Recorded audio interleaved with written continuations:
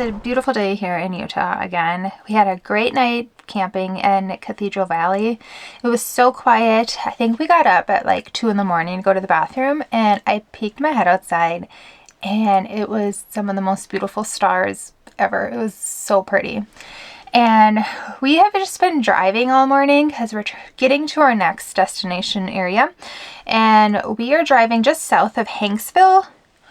This road, you guys, that goes down south of Hanksville is unbelievably one of the prettiest drives. The rock formations, you got some snow-capped mountains in the distance. It is so beautiful. We just pulled off here to have breakfast, and one of the best views from our camper for breakfast. Utah is such a special place. It is so unique. I mean, every corner, everywhere you go, I swear, is just something different, something more beautiful than the last. So our first stop today, we are going to see some arches in an area we have never been to. We still have like probably a little over an hour driving. We're gonna get back at it. Let's go drive. We made it to our first stop and we had a little oopsie. So our last trip we took with the truck camper was to New Mexico to Carlsbad Caverns National Park and Texas to Guadalupe Mountain National Park. And our annual national park pass is always in the truck, but we couldn't find it today. We have no idea what happened to it. We think that the park pass flew out because it was so windy during that trip that it might have like flew out and we didn't see it happen. We are at Natural Bridges National Monument, which is Utah's very first national monument. And we were going to go buy another annual pass and they didn't have any left. We had to pay the entrance fee of $20, fine. But here's a little tip for you guys. If this ever happens to you and you need to buy another pass and they happen to not have passes, you can take your receipt to the next like national park area. You can take that $20 credit and put it towards the annual pass, but it has to be within 7 days because that's how long those little sheets are valid for. So yeah, so this receipt right here is valid for 7 days. So we have to go to another national park within 7 days in order to get that credit of $20 towards the annual national park pass. I'm really glad the ranger told us that because I didn't know you could do that. So that's a bonus. So we'll have to stop somewhere and get our annual pass again. So Natural Bridges National Monument. It's just a short little one-way drive. I think it's 9 miles round trip, and you stop along and see, I think it's like 5 different arches. Just short little walks to each arch. So that was short and sweet. I lied. There was actually only 3 arches here. I thought there was 5, and we saw 2 of the arches. First arch, you can kind of see that one from the road. You can do a hike down to it. The middle arch is a 1.5 mile hike. We skipped that one, and then we ended with that big one that you just saw in there, my last footage there. So yeah, it's not Arches National Park. It's a monument, so it's definitely not the scale of Arches National Park, but it was cool. I'm glad we checked it out. So now onward. We have about hour 20 more minutes of driving. After leaving Natural Bridges Monument, we drove Highway 261 to our next destination towards Mexican Hat. Little did we know this tar road was suddenly going to stop and turn into steep gravel switchbacks, where the road was carved into the cliffside all the way down the side of Cedar Mesa. This was quite the drive.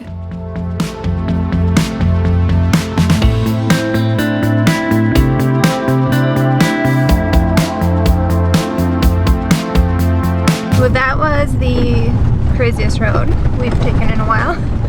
You're just like cruising on a highway, nice tar road, and then it just turns into gravel and switchbacks literally all down the mountainside to get down to the bottom. That was fun. But right at the bottom, we made it to our destination. So we are in the Valley of Gods here in Utah. So our plan is to camp here in Valley of Gods tonight. Valley of Gods reminds us of a mini Monument Valley, which is only an hour away from here. But unlike Monument Valley, the Valley of Gods is free to visit and offers free dispersed camping. The 17-mile drive through the canyons were gorgeous, but get ready for some washboard road and large dips. I'm pretty sure we hit the undercarriage of our truck in one place because the dips were so steep. And even though our truck is high clearance, this road still gave our truck a little bit of bottoming out in areas. So just keep that in mind depending on what you're driving into this area, and if you have a long RV trailer, it could be a little tricky for you.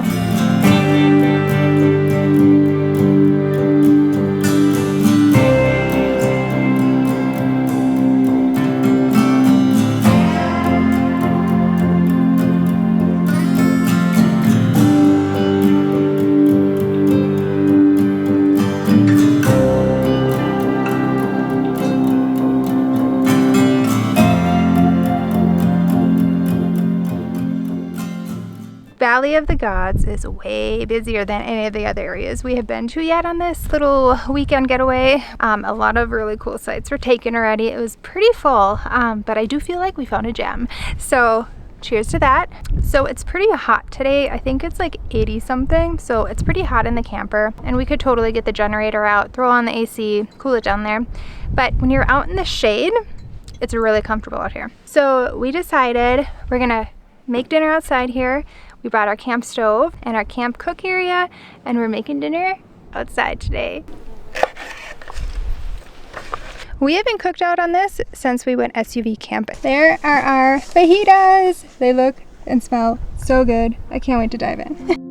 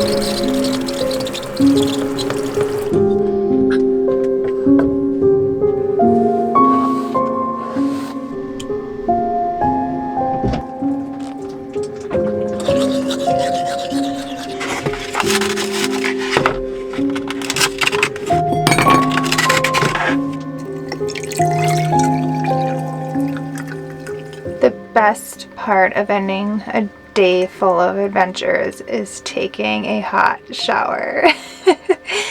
I remember when we went shopping for our truck camper, that was the one thing that I needed: a toilet and a shower. If I couldn't have both of those, I wasn't getting one. And both Vince and I have zero regrets. We use our shower every single night, and it's lovely. Valley of the Gods, beautiful. And another good one here in Utah. So cheers to that.